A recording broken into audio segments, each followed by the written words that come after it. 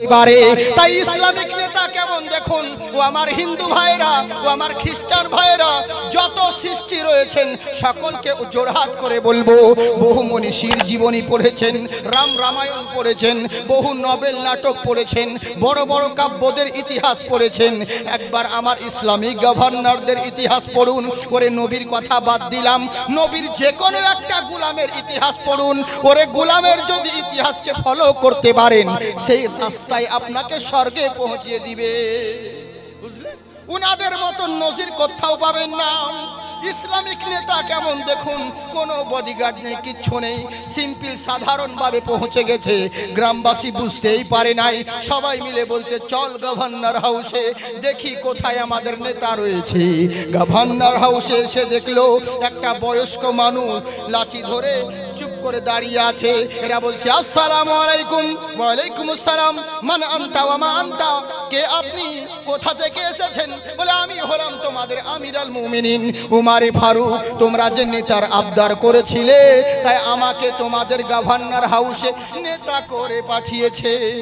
যারা চিঠি লিখেছিল কমিটি মেম্বার মোরল রাম, এদের মন খারাপ হয়ে গেল। এতবার করে বলেছিলাম একটা যুবক দেখে শক্তিশালী নেতা করে পাঠাবে, এমন লোককে পাঠিয়েছে, ও তো নিজেই ঠিক মতন দাঁড়াতে পারে না। বয়স্ক লোককে পাঠিয়েছে, কেন এরকম করলো আমরা তো বুঝতে পারলাম না। অবশেষে বলছে উমারে ফারুক যখন পাঠিয়েছে মেনে তো নিতেই হবে, কি করবে রে। এবার যখন উমারে ফারুক যখন পাঠিয়েছেন আমাদেরকে মানতেই হবে। বলে হুজুর আপনাকে আমির বলে আমরা গ্রহণ করে নিলাম, নেতা বলেন অ্যাকসেপ্ট করে নিলাম, এবার বলুন আপনার কি আদেশ রয়েছে। বললে শোনো সবাই হাজির হয়েছো? বলে হ্যাঁ হুজুর। বলে আজকের পর থেকে আর কোনো অন্যায় হবে না। মন দিয়ে শুনেন কি বলছেন।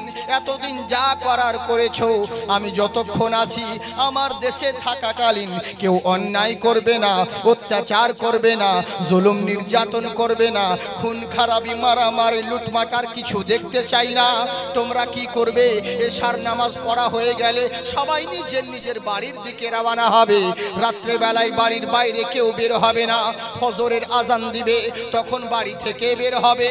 আর এর মাঝখানে রাত্রেবেলায় যদি খারাপ উদ্দেশ্যে বাড়ি থেকে তোমরা বের হও, আমি কসম আল্লাহর বলি কেউ জিন্দা বাড়ি ফেরত যেতে পারবে না।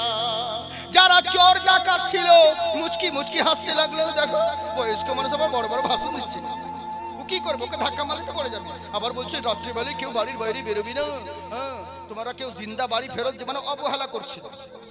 বয়স্ক যে এই দেখে চোর ডাকাতরা এরা কিছু মনেই করলো না, কারণ এরা ভাবছে যে বয়স্ক কি করতে পারবে। কিন্তু এই বেটারা জানে না যে পৃথিবীর বুকে সর্বশক্তিমান জিনিস কোনো পরমাণু বোমার নাম নয়, কোনো AK-47 এর নয়, সব থেকে শক্তিমান জিনিসের নাম হলো ঈমান। যদি ঈমান মজবুত থাকে তোমার সব সম্ভব আছে, আর ঈমান যদি কমজোরি হয়ে যায় তাহলে চামচিকাতে লাথি মারবে, বুঝলেন? এই জন্য তো আমাদের দেশের পরিস্থিতি, আজকে ভারতবর্ষের দিকে তাকিয়ে দেখুন তো দেশের পরিস্থিতি। এর জন্য কে দায়ী?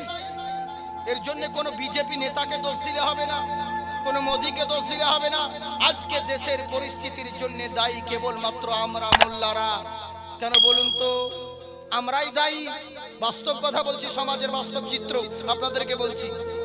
ধরুন বঙ্গি তোলার লোক রাস্তার ধারে, ওই কি সিংপাড়া থেকে বাঙ্গিতলা আস্তে আস্তে রাস্তার ধারে একটা জাম গাছ, বিশাল বড় জামের গাছ দেখতে পেল।